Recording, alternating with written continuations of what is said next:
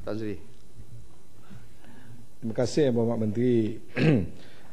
Mungkin apa yang saya akan tanyakan ini barangkali ada dalam jawapan Yang Berhormat yang belum dibaca, kerana isu ini ada saya bangkitkan dalam ucapan saya, tapi oleh kerana perbincangan ataupun penjelasan perkara yang berkait telah pun berbangkit, saya ingin mengambil kesempatan untuk mendapatkan penjelasan daripada Yang Berhormat Menteri.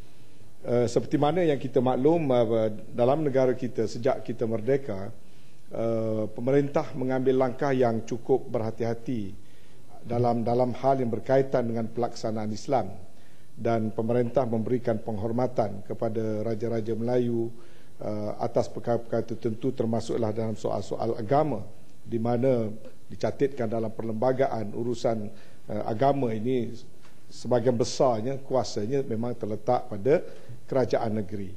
Persoalan yang timbul sekarang ini ialah mutakhir ini bangkit suara-suara ingin melihat pelaksanaan undang-undang Islam itu dilaksanakan semaksimum mungkin. Walaupun prinsip dalam negara kita lebih bersandarkan kepada prinsip pelaksanaan berasaskan takzir, kerana kita menerima realiti kita tidak berkeupayaan ataupun belum bersedia, maka kita memilih prinsip-prinsip takzir agar ada satu sinergi dan tidak timbul percanggahan antara undang-undang jenayah syariah yang dipakai untuk seluruh negara dengan keperluan kita melaksanakan hukum Islam. Tetapi kebijaksanaan ini mula dipertikaikan oleh sesetengah pihak yang melihat daripada kotak-kotak yang tertentu. Dan dalam hubungan ini, apakah pendirian kerajaan untuk melihat, sebab kebangkitan ini diterima di setengah-setengah negeri, kebangkitan dan kesedaran untuk melihat tidak cukup, tidak memadai dengan hanya pelaksanaan berasaskan prinsip takzir untuk pergi ke higher level, iaitu hudud, the ultimate, seperti mana yang terkandung di dalam Al-Quran. Dan ini nampaknya diterima oleh masyarakat, diterima oleh rakyat sekurang-kurangnya di negeri-negeri tertentu. Soalan saya sewaktu saya berucap itu, apakah pendirian kerajaan dalam soal ini? Tidakkah kita harus respons kepada mandate yang telah diberikan oleh rakyat berulang-ulang kali dalam negeri berkenaan, dan bertepatan dengan kuasa soal hukuman agama ini terletak pada bidang kuasa kerajaan negeri dan duli-duli Yang Maha Mulia Tuanku As-Sultan, supaya mengizinkan atau menggalakkan kalau boleh di mana negeri yang telah bersedia untuk melaksanakannya.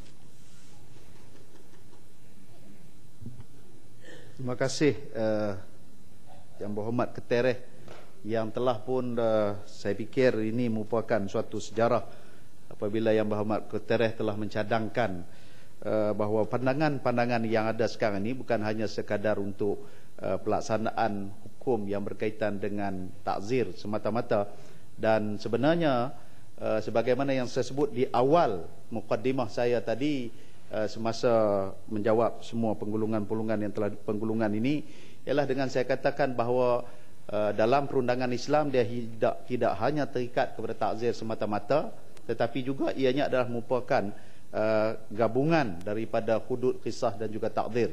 Namun suka saya sebutkan juga dalam kesempatan ini bahawa apabila kita menyebut hari ini orang bercakap soal hudud dan dalam konteks hukumnya, namun kita juga melihat bahawa di sana yang disebutkan hududullah itu adalah merupakan ketetapan Allah.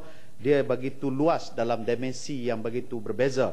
Kalau kita tengok dalam surah Baqarah, dalam ayat 187, Allah Subhanahu wa taala menyatakan bahawa dalam ayat yang panjang, ukhilla lakum lailatas siyami rafasu ila nisaukum hunna libasul lakum wa antum libasul lahun, sehingga sampai kepada ayat yang menyebut bahawa tilka hududullah fala taqrabuha.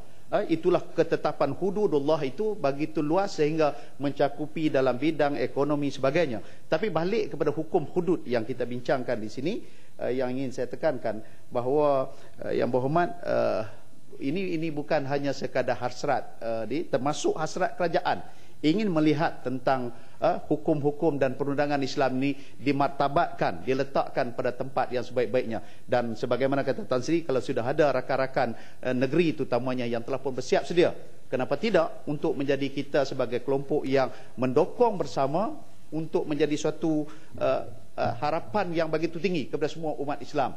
dalam pelaksanaan hukum-hukum perundangan yang telah ditetapkan oleh Allah Subhanahu Wa Taala. Menteri, boleh minta penjelasan? Saya bagi yang belakang dulu. Kemudian. Terima kasih Datuk Seri Yang Pertua. Saya ingin menyokong apa yang telah diterangkan oleh Ketereh tadi, bahawa sebenarnya negeri Kelantan sudah bersedia di semua peringkat sebenarnya untuk melaksanakan hudud.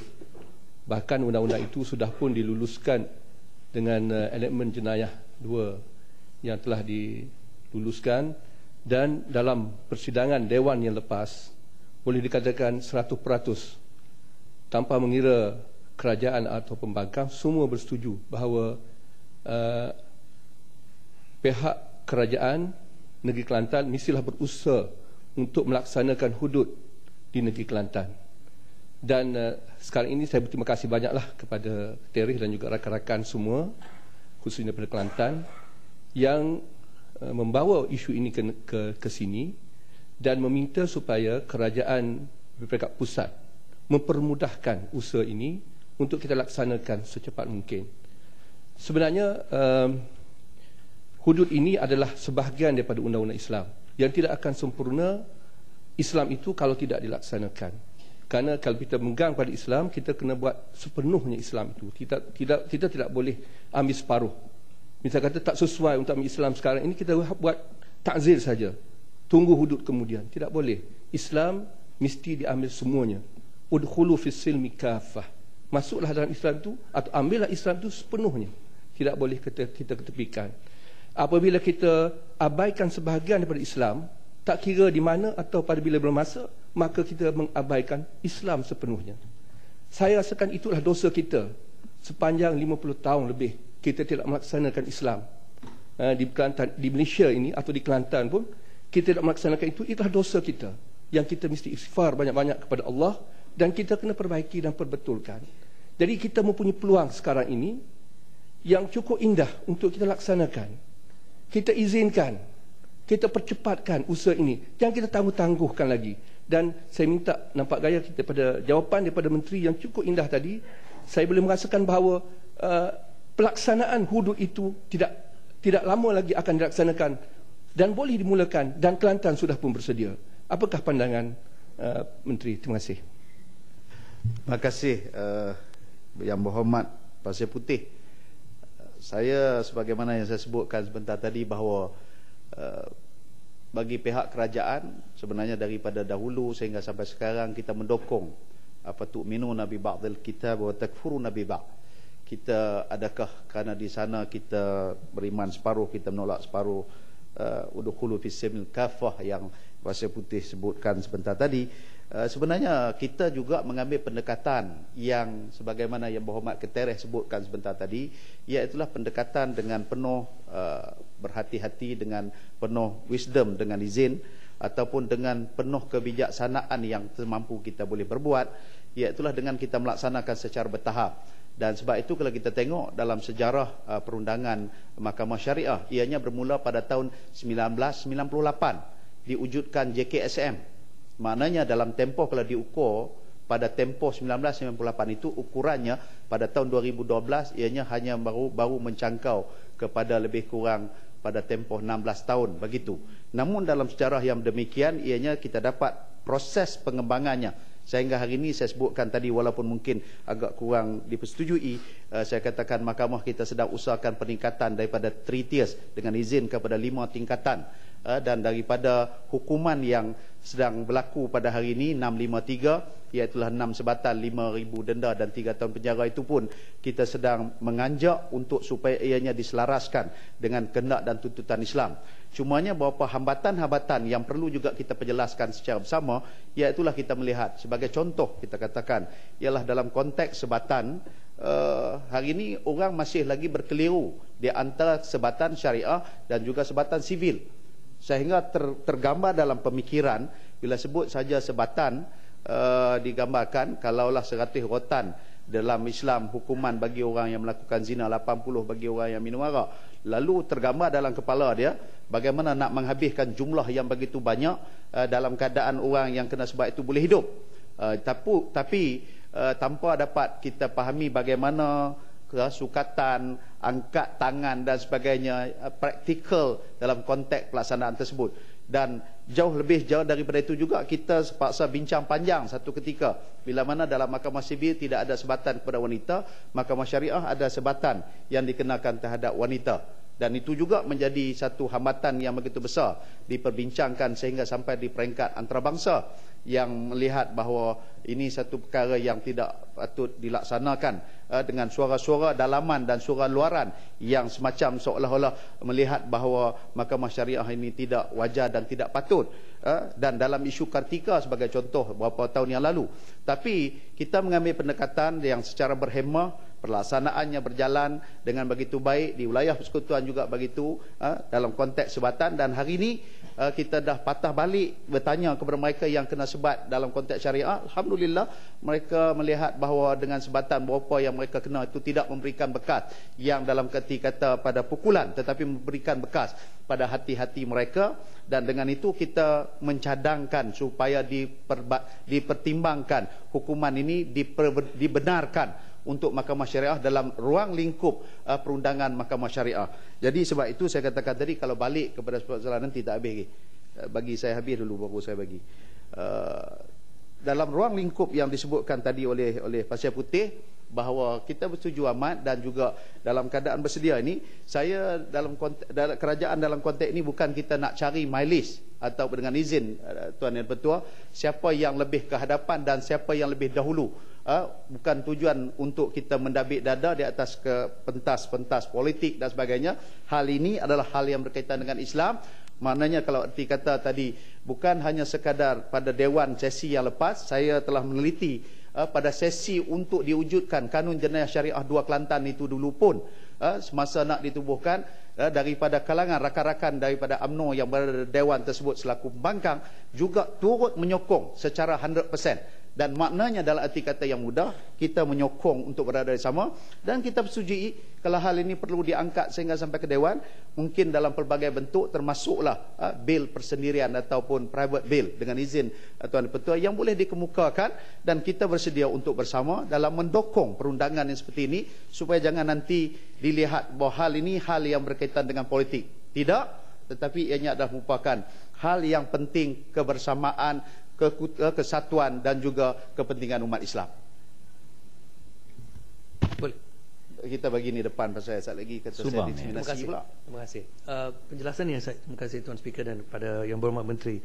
Penjelasan yang saya minta adalah berkaitan dengan perjalanan Mahkamah Syariah dan Jabatan Agama Islam, dan khususnya adalah berkaitan dengan satu kes yang berlaku di Pulau Pinang.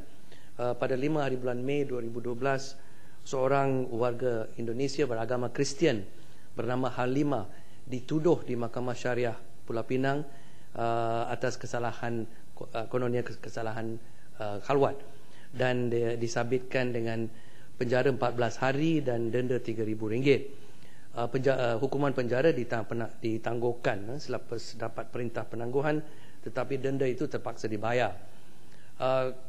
Pada masa kita hormati bidang kuasa Mahkamah Syariah dan sistem itu terhadap umat-umat Islam, pada masa yang sama itu kita perlu pada pendapat saya, kita perlu pastikan bahawa sistem itu tidak melanggar hak orang yang bukan Islam, ya. Dan dalam kes ini sudah berlaku.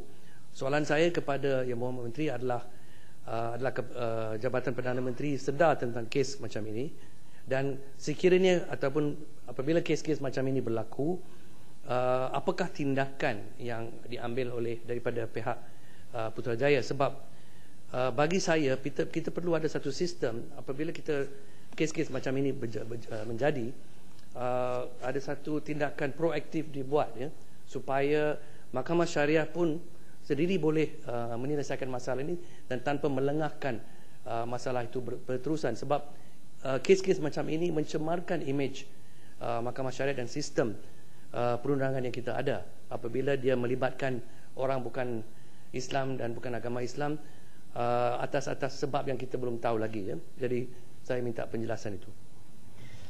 Terima kasih kepada Subang, juga terima kasih atas perhatian Subang kepada Mahkamah Syariah. Nampak Subang baik hari ini. Saya ingin menjelaskan begini, Subang, ya. Saya ingin menjelaskan begini. Yang pertama sekali, Subang sudah sedia maklum bahawa kes ini kes yang berkaitan khalwat. Bila sebut khalwat, maknanya hal yang berkaitan dengan mahkamah syariah.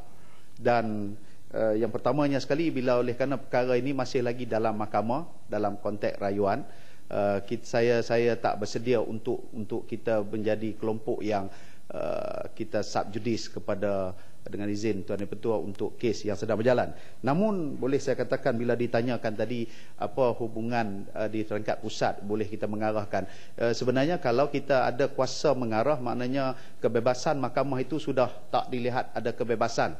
Dan kemudian sebagaimana yang katakan tadi, Yang Berhormat juga sedia maklum sebagai pengamal undang-undang, tentunya faham bahawa Jadual 9 ini termaktub di dalam perlembagaan negara, bahawa kuasa ini adalah merupakan kuasa negeri, dan negeri mempunyai kuasa kepada Majlis Agama Islam masing-masing. Dan kemudian dalam masa yang sama juga ingin saya katakan bahawa hal-hal yang berkaitan dengan mahkamah itu adalah di bawah negeri masing-masing. Dan kalau sekiranya, ini pandangan saya melihat, kalau ada ketidakpuasan hati pada keputusan mahkamah tersebut, mahkamah yang berikutnya tingkatan daripada mahkamah rendah syariah kepada mahkamah tinggi syariah dan mahkamah rayuan syariah, ini ada ruang-ruang untuk ketidakpuasan hati yang boleh kita angkat kepada mahkamah syariah. Minta maaf just sedikit saja, sebab walaupun saya faham, kita tahu sistem perundangan Islam itu di peringkat negeri-negeri masing-masing, tetapi untuk Pulau Pinang dan beberapa negeri tertentu, itulah di bawah persekutuan.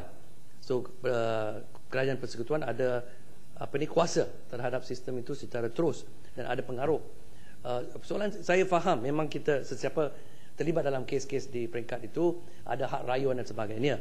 Itu bukan poin saya. Poin saya ialah kes-kes macam ini apabila berlaku tidak memberi imej yang baik kepada sistem perundangan Islam.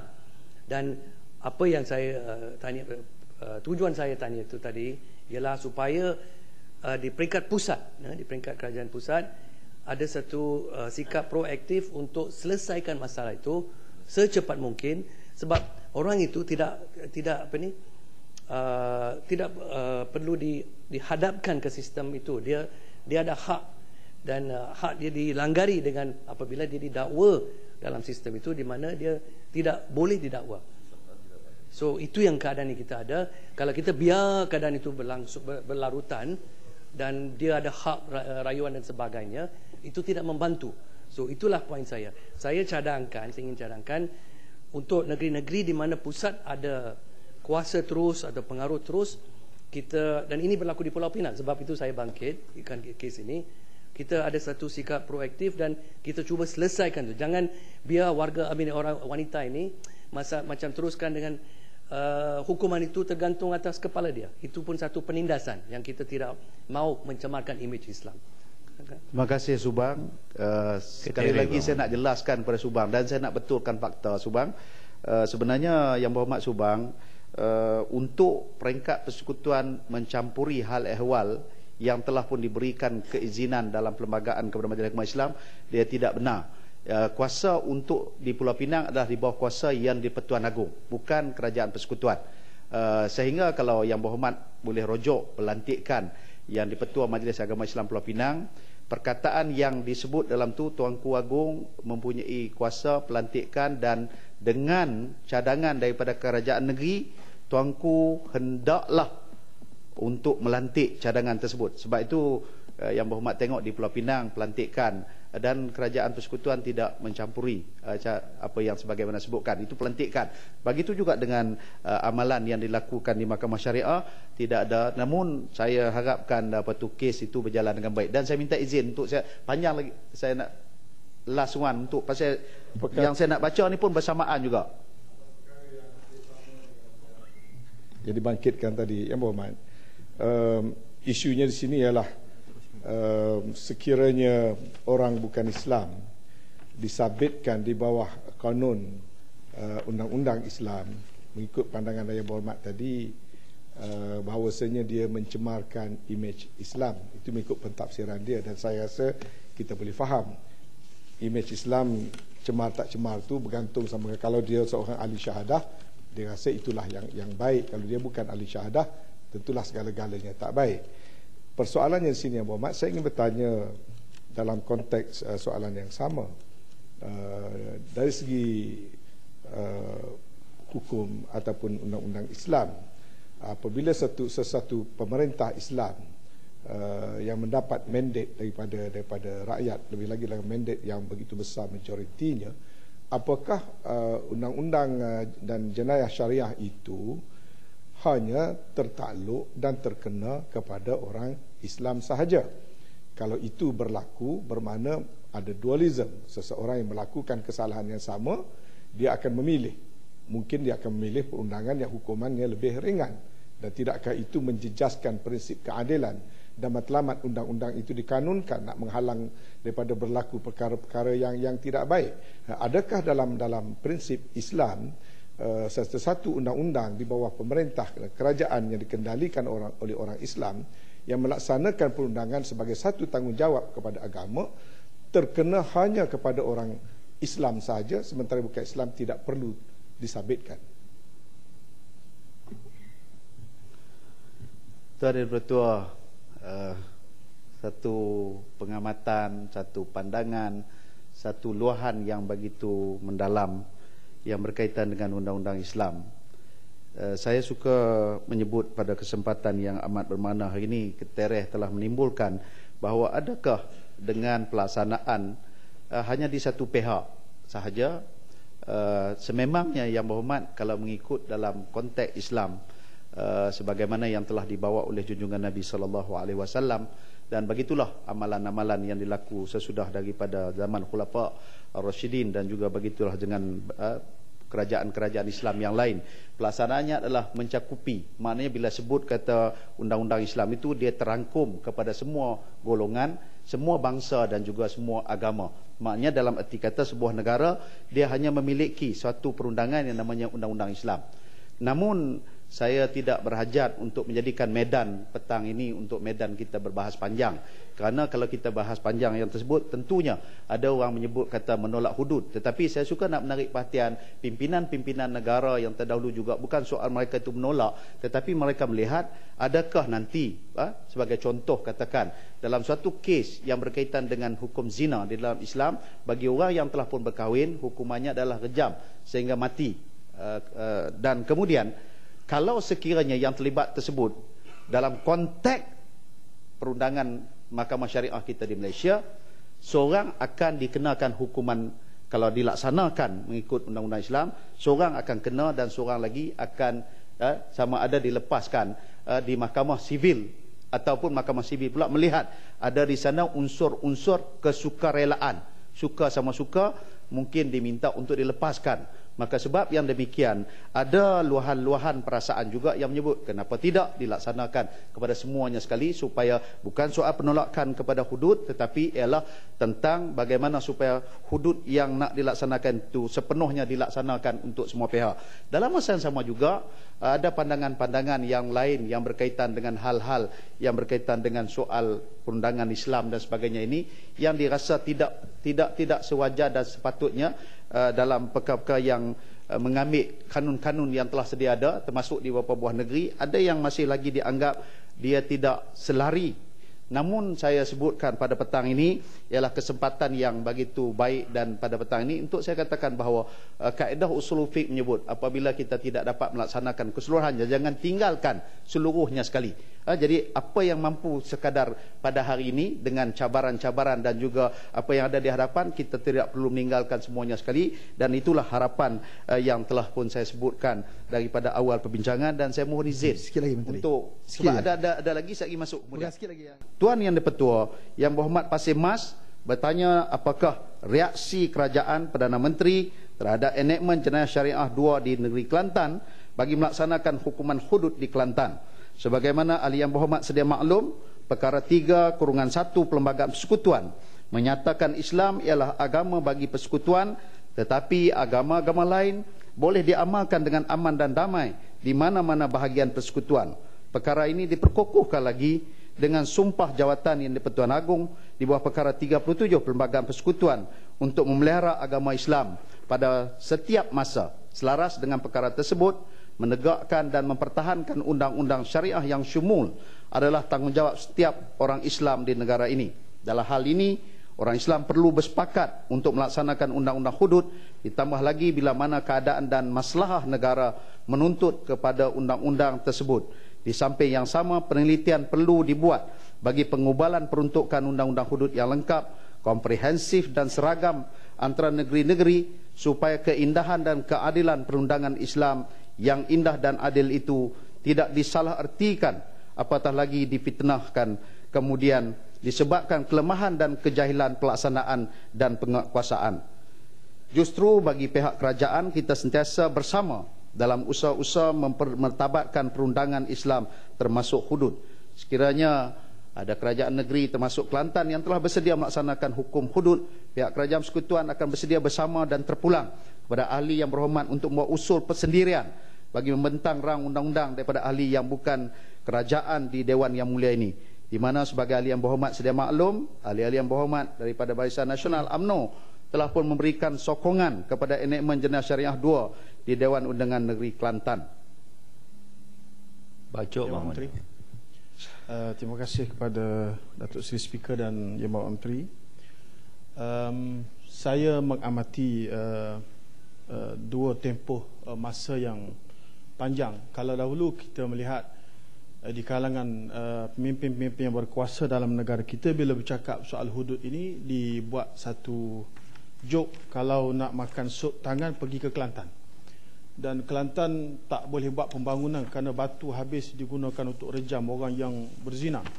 Ini cerita lampau. Tetapi sekarang ini, alhamdulillah, saya banyak bersyukur pada Allah Ta'ala kerana kita mendengar satu persamaan luahan ucapan dan juga sikap dan pendirian, tak kira daripada kerajaan dan pembangkang, dan saya amat yakin kepada kejujuran pihak menteri dan juga kerajaan. Saya memerhatikan di antara mengapa golongan yang belum beragama Islam, mereka sangat allergic bila mendengar tentang hukum hudud dan hukum Islam. Sedangkan dalam hukuman Islam ini, kita perlu banyak tonjolkan soal pencegahan dan juga soal mempertahankan maruah orang yang belum diistilahkan bersalah, belum dijatuh hukum bersalah. Dan inilah cara Islam dan mekanisme yang sangat adil untuk pertahankan orang-orang yang dituduh tadi. Kalau nak dibandingkan dengan perundangan yang sedia ada, saya melihat ini satu perkara yang perlu dimainkan peranan oleh pihak kementerian supaya merungkaikan persoalan ini supaya boleh dipahami secara adil. Saya mengucapkan terima kasih kepada pihak Yadim beberapa bulan yang lalu, di antaranya menjemput saya untuk hadir dalam seminar intelektual hudud Brunei, apa yang Malaysia boleh belajar. Di situ saya banyak juga memberi input yang akhirnya ramai di kalangan yang hadir tadi mendapat satu pemahaman yang baru bahawa Islam dengan perundangan dan syariat Islam tadi membawa prinsip yang jauh lebih adil daripada apa yang kita ada pada hari ini. Jadi saya nak tanya kepada pihak menteri, bersetujukah menteri kalau sekiranya inilah pendirian kerajaan, kementerian bersetuju ataupun tidak, dan menteri bersetuju ataupun tidak, kerajaan bersetuju ataupun tidak, untuk mencadangkan kepada semua negeri-negeri meluluskan ataupun menggubal perundangan sebagaimana Kelantan dan juga Terengganu, dan menjadikan ia sebagai benchmark untuk melaksanakan hudud dan juga syarat Islam ini secara lebih menyeluruh, bukan saja fokus kepada Kelantan. Kita perlu pergi kepada seluruh negara, kerana saya mengamati setelah diluluskan Kanun Jenayah Syariah 2 di negeri Kelantan, maka telah membuka satu dimensi pemahaman baru terhadap Islam dalam negara kita. Apabila perkara tadi dibukukan, dijadikan silibus-silibus di universiti, telah menjadikan pemahaman itu lebih menarik, dan kita boleh lihat hasil daripada hari ini. Tak kira yang berhormat pembangkang dan juga kerajaan boleh menyokong perkara ini berbanding dengan dulu mereka memerli apabila kita bercakap soal hukum hudud dan juga kanun jenayah syariah. Sekian, terima kasih. Terima kasih Yang Berhormat Bacuk. Saya, sebagaimana saya sebutkan, saya tidak berhajat untuk meletakkan medan parlimen pada hari ini sebagai satu medan untuk kita membincangkan begitu detail dan dalam. Mungkin ada ruang-ruang yang lain yang boleh kita adakan untuk perbincangan seperti ini. Namun sebagaimana yang telah saya sebutkan sebentar tadi, kalau ditanyakan bersedia ke tidak, soal pengarahan itu adalah merupakan hak negeri masing-masing. Cuma kita boleh mencadangkan, dan apa yang kita sampaikan pada saat saya perjelaskan sejauh mana hari ini kita telah serius untuk kita pertingkatkan mahkamah syariah daripada 3 tingkatan kepada 5 tingkatan, sejauh mana kita berusaha untuk supaya dianya menjadi lebih luas keizinan daripada sekatan 653 yang boleh disebutkan ada setengah orang momokkan dengan mahkamah 653. Namun kita sebutkan secara ikhlas kita sedang berusaha, dan apa yang berada di hadapan kita pada hari ini dalam pelaksanaan perundangan Islam, ianya adalah merupakan satu perkara yang mengambil tempoh pendekatan. Maknanya bagi pihak kerajaan, pendekatan kita ialah bila mahkamah kita pertingkatkan, peruntukan undang-undang kita berikan ruang yang sepatutnya menepati kehendak Islam. Jadi dalam masa yang sama juga, itulah usaha yang kita lakukan. Dan kalau usaha di peringkat kerajaan negeri dan sebagainya, kita amat mengalu-ngalukan yang saya sebutkan dalam ucapan penggulungan saya tadi. Saya bagi kat Shah Alam dulu. Terima kasih. Saya ucapkan terima kasih kepada Menteri dan juga kepada Tuan Speaker. Kaedah pendekatan yang berperingkat-peringkat ini baguslah, ya. Tetapi bagaimana boleh dikatakan berperingkat-peringkat apabila selama ini pimpinan Barisan Nasional itu sendiri yang memperlekehkan dengan kenyataan seperti sup tangan, habis batu nak buat jalan, yang seperti mana yang disebut oleh Bacok. Dan selama ini pun kita tak nampak ada apa-apa usaha yang serius daripada pihak kerajaan untuk meningkatkan kefahaman umat Islam tentang wajibnya kita melaksanakan hudud, khususnya inilah main-main pasal main-main bab syariat, ni main-main macam ni lah, main-main macam ni, ya. Dan meningkatkan fahaman umat Islam. Nombor 1, umat Islam tu sendiri kena faham bahawa ianya wajib.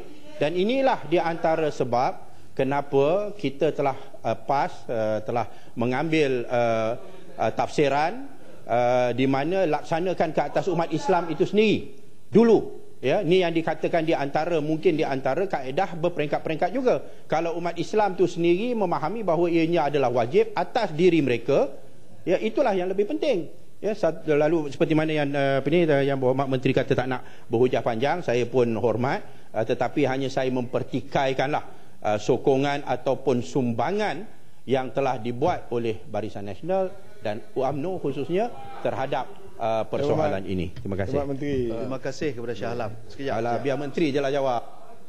Terima kasih kepada Shah Alam.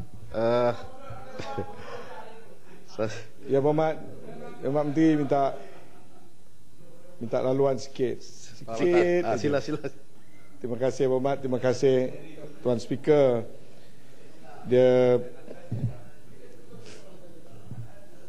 Saya sendiri pertama kalilah saya dengar satu kenyataan dalam Dewan Yang Mulia ini yang menyatakan dulu pimpinan mengeluarkan kata-kata sinis nak makan sup tangan pergi Kelantan. Kalau di Kelantan dah habis batu kerana buat hudud. Saya lama dalam kabinet pun lama, dalam parlimen pun lama, saya tak pernah dengar pula kerajaan pernah berkata begitu. Ini saya fikir Tuan Yang Dipertua, kita sedang berbincang satu isu yang serius, dan kita berbincang di depan rakan-rakan kita yang bukan beragama Islam. Kalau awal-awal lagi kita menunjukkan ketidakbijaksanaan kita, bila orang nak menghormati kita, inilah masalah kita, Tuan Yang Dipertua.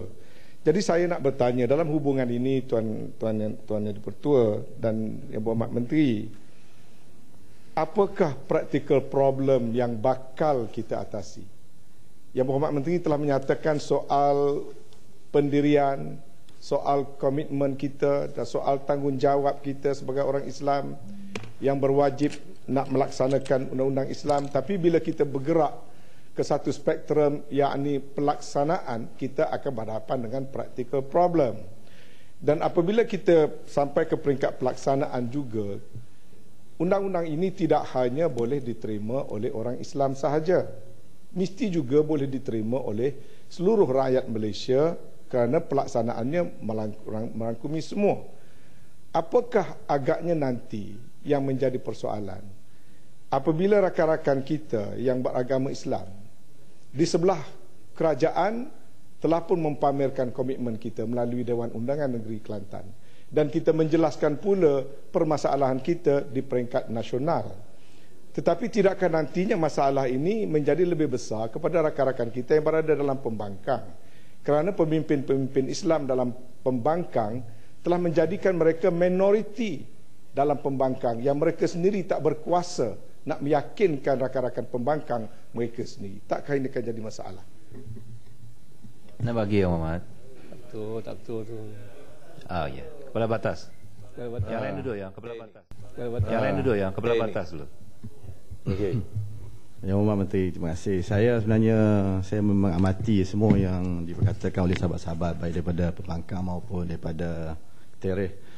Saya cukup suka bila mana patah-patah bait-bait dan ayat-ayat yang disantuni oleh Wakil Bacuk. Sebab itulah saya agak terkejut bila mana dibangkitkan oleh Shah Alam dengan keadaan yang seperti itu.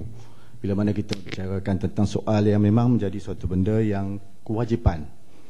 Tak siapa pertikaikan hudud. Dari segi hukum, sebagai orang Islam, kita kena terima. Tetapi ia tidak membataskan kita untuk ada perbahasan tentang kaedah pelaksanaannya. Ia tidak membataskan kita untuk membincangkan tentang penafsirannya. Sebab itu dalam hudud-hudud di zaman Nabi pun, bila mana ada hudud, ada juga di kalanya Nabi melakukan perkara-perkara yang mengikut keadaan kesesuaian zaman dan tempatnya. Sebab itulah kalau dalam soal mencuri, as-sariqu was-sariqatu faqta'u aydiyahuma, potong tangan. Tapi ada hadis Nabi juga yang mengatakan la tuqta'u al-aidi fil ghazwi wa fis safari. Jangan potong tangan ketika dalam keadaan safar. Maknanya kaedah pelaksanaan dia juga merupakan ada antara perkara yang perlu diambil perkiraan, supaya kita faham bahawa bila bercakap begini, saya sebagai orang Islam, kepala batas, tak menolak benda yang menjadi hukum Allah Ta'ala. Tetapi benda yang menafsir pelaksanaan itu dipanggil fatwa. Dan ahli-ahli fuqaha, kaedah usul fiqh mengatakan bahawa at-taghayyur fil fatwa bihasbi taghyir fil azminah wal amkinah. Perubahan-perubahan fatwa dalam pentafsiran hukum itu berdasarkan kepada keadaan, tempat dan waktu. Saya nak tanya Menteri, dalam benda yang dibangkitkan dengan keadaan-keadaan kekangan, apakah Menteri setuju bahawa itu juga antara aspek-aspek yang perlu diambil perkiraan? Boleh bagi ini. Patut. Okey.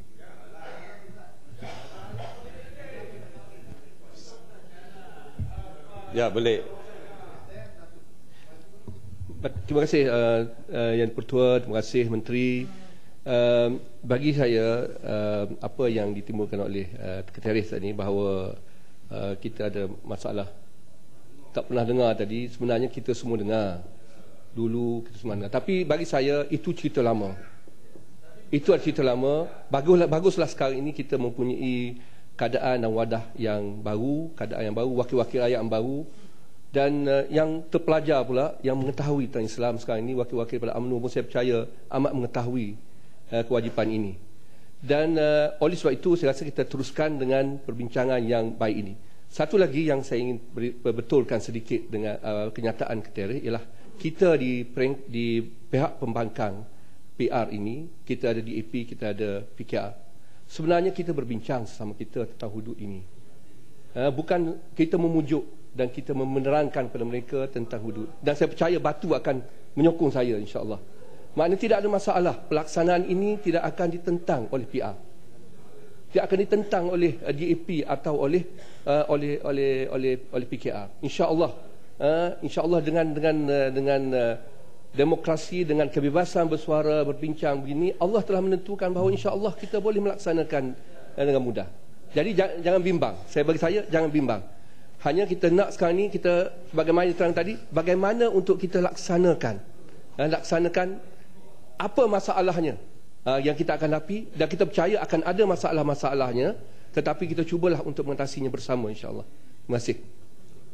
Tapi Bukit Gelugok cakap langkah mayat dia dulu. Macam mana tu? Nasi Gelugok mana? Tak ada dah. Tadi dia keluar. Tadi ada dah keluar. Terima kasih. Ya, Batu. Okey.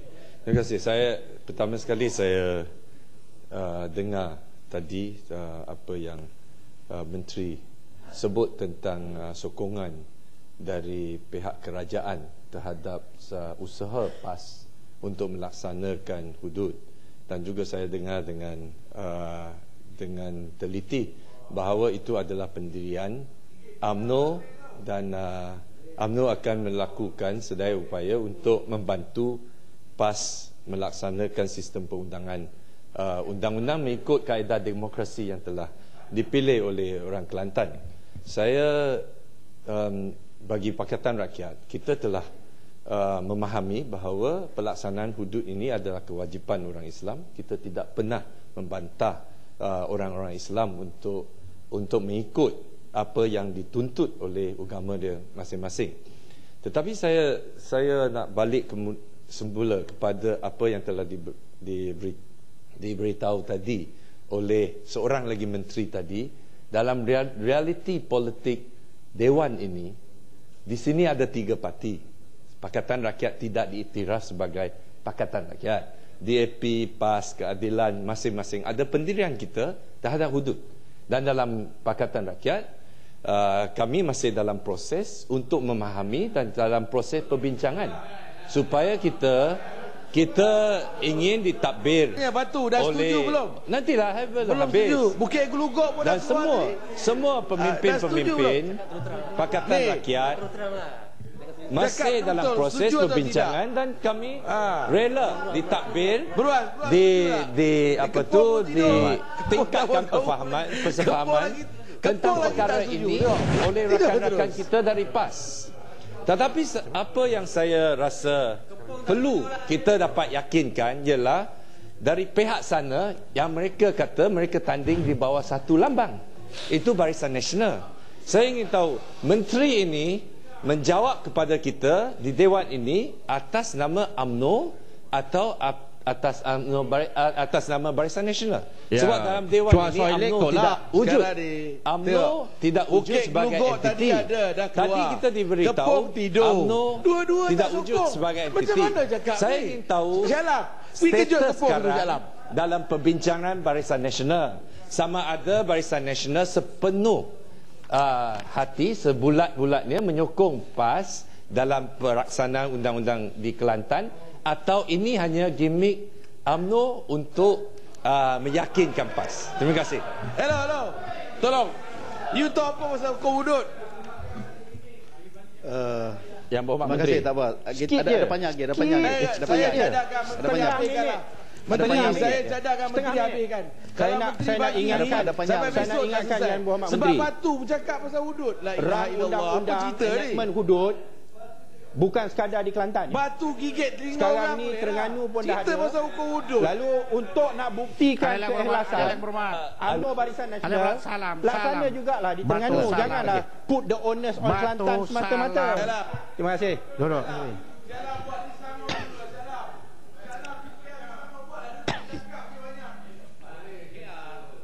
Salam. Terima kasih. Banyak sudu UMNO. Balik boleh dinasihatkan untuk Terima kasih Yang Dipertua. Terima kasih Menteri. Saya ingin menyebut begini, dalam kita bincang isu yang berkait dengan undang-undang Islam ataupun peraturan Islam ini, janganlah kita jadikan dia sebagai satu polemik dan mengeluarkan kenyataan-kenyataan yang nantinya akan mencemarkan dan lebih menyusah dan menyukarkan keadaan. Cuma saya peringkat pertamanya saya ucap terima kasih kalau sekiranya betul pihak kerajaan mahu benar-benar melaksanakan syariat Islam ini. Suka saya sebut depan kita ada dua isu. Ada dua isu. Yang pertama ialah isu taknin dan yang kedua ialah isu tamfiz. Taknin itu ialah mengqanunkan ataupun melembagakan, mengundang-undangkan, mengaktakan undang-undang itu. Baik, yang kedua tanfiz untuk melaksanakan. Mungkin tadi kita banyak bincang, Tereh ada sebut tentang bagaimana problem pelaksanaan. Baik, kita selesaikan pertama dulu, iaitu taknin. Kenapa tidak kerajaan memulakannya? Kalau dah kerajaan sudah bersetuju, saya mencadangkan dari segi political will-nya juga mesti ditunjukkan kepada umum. Kerajaan kemukakan usul untuk melaksanakan ataupun mentakninkan undang-undang syariat ini di peringkat negara kita supaya tak menimbulkan satu isu. Kemudian soal tanfiz, peringkat kedua, itu boleh kita tubuh satu jawatan kuasa, kita tubuh satu badan yang boleh bincang secara serius. Memang nak bincang secara perinci tentang pelaksanaan undang-undang ini, dia panjang. Dia panjang dan memang ada khilaf terlalu banyak di kalangan alim ulama kita. Sebagai contoh soal tadi, apakah melibatkan Islam saja ataupun bukan Islam. Ya, dalam perbahasan undang-undang terlalu panjang perkara ini. Jadi saya harap taknin itu diselesaikan terlebih dahulu. Dan kalau boleh usul itu datang daripada kerajaan, dia lebih kukuh. Sebab saya ada dengar laporan media sebelum ini sikit lagi, Yang Muhammad Perdana Menteri ada sebut tentang dia tidak akan membenarkan mana-mana negeri yang dipimpin oleh Barisan Nasional dilaksanakan hudud. Jadi kalau itu benar, malanglah. Dan saya harap ianya tidak benar dan dapat diperbetulkan. Terima kasih. Terima kasih kepada ahli-ahli yang berhormat yang mengambil kesempatan perbahasan pada petang ini. Shah Alam, Tereh, Kepala Batas, Bacuk, Batu dan juga Temeloh. Saya sebutkan tadi saya tidak berminat untuk menjadikan Medan ini sebagai perbincangan sebab kita sudah menarik kepada satu hala tuju yang lain, dan saya melihat bahawa kita perlu ada satu pendekatan politik yang berjiwa besar, di mana pendekatan politik berjiwa besar ini bukan di Dewan ini menjadi medan kita bermusuhan. Kalau di sini sudah kita tidak boleh mempunyai suatu keterbukaan hati dan juga perbincangan yang matang, maka di luar sana lebih-lebih lagi begitu. Dan kalau kita pakat untuk nak mencari di mana salah cakapan itu, ini dan sebagainya, maka di sebelah sini juga termasuk tuan-tuan ada cakap-cakap yang boleh diperbahas dan dibincangkan yang begitu panjang, tetapi rasa tidak baik sebagaimana yang Ketereh sebutkan di hadapan perbincangan kita ini, rakan-rakan kita yang bukan Islam dan sebagainya. Saya melihat Batu tadi ini, saya tak nak letakkan dia duduk di belakang, tetapi saya terpaksa gitu supaya saya tak nak campur adukkan, bukan kerana nak downgradekan dengan izin ataupun dengan tidak melayani, sebab semacam kita bercakap agama ni yang bukan Islam tak boleh nak bercakap, tapi saya tak nak campurkan. Dan saya melihat Batu mempunyai pendirian yang begitu tersendiri dalam hal yang berkaitan dengan perundangan Islam. Tapi sebab itu saya kata tak nak buka. Bila kita buka, Batu tanyakan pula, saya berdiri di sini atas sifat apa? Atas sifat parti ke? Maka saya menjawab di sini bagi pihak kerajaan kabinet, menteri yang dilantik untuk menjawab persoalan yang telah disimpulkan oleh Batu. Jadi sebab itulah saya sebutkan, saya fikir ini bukan medan yang terbaik untuk peringkat yang ada sekarang, tetapi mungkin pada waktu-waktu ketika kematangan yang lebih tinggi, keterbukaan yang lebih luas yang dapat kita bincangkan.